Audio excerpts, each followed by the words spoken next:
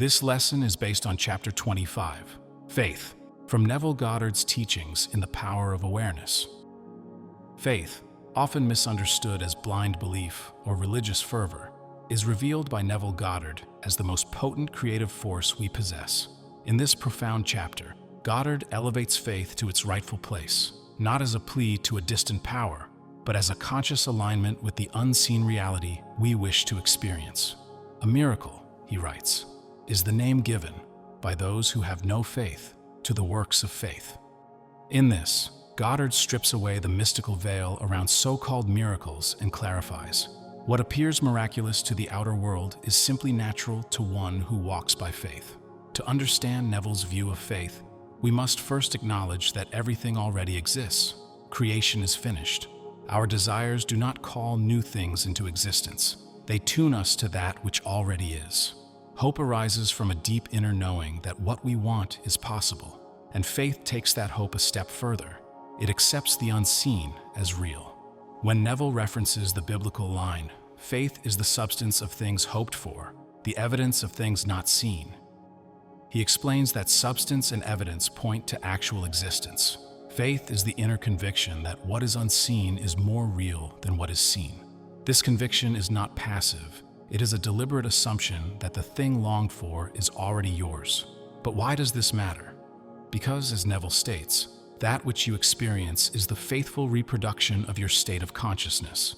Without faith, without that inner alignment with your assumption, you cannot experience lasting change. The law of assumption depends entirely on this union between belief and experience. Faith is not reliant on ceremony, ritual, or divine favoritism. It is not the domain of religion alone. Faith is a law, a universal, creative principle. Whether you are religious or not, it is your faith in a concept, an idea, or an outcome that calls it into form. Neville uses scripture not to preach, but to illustrate spiritual principles at work.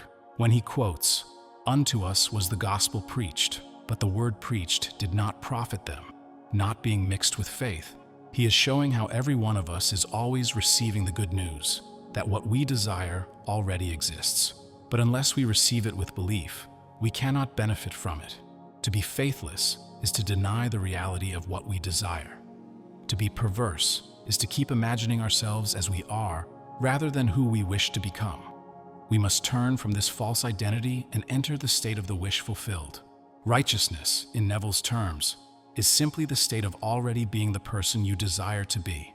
This is the path walked by every great figure in scripture and myth. By faith he forsook Egypt, Neville writes, using Egypt as a symbol of spiritual darkness and dependence on external conditions. The one who walks by faith abandons external appearances and endures as seeing him who is invisible. Faith is not wishing. Faith is knowing. It is mental discipline. It is inner certainty. It is not hoping something might happen. It is living as if it already has. The outer world then reshapes itself to match this inner conviction. This is not just philosophy. It is a principle of transformation. If a physical fact can produce a feeling, then a feeling can produce a physical fact. If an effect can be traced back to a cause, then reversing the cause recreates the effect. This is the law of reversibility, and it undergirds all metaphysical truth. So how do we apply this? By assuming the feeling of the wish fulfilled, by entering into the state inwardly, emotionally, fully, and persisting in it, regardless of the senses. Faith is not about asking if it's working. Faith knows it is.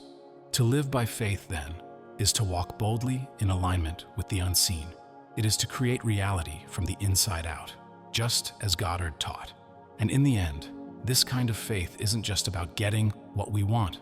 It's about remembering who we are, creators, imagers of God, operant powers in our own lives.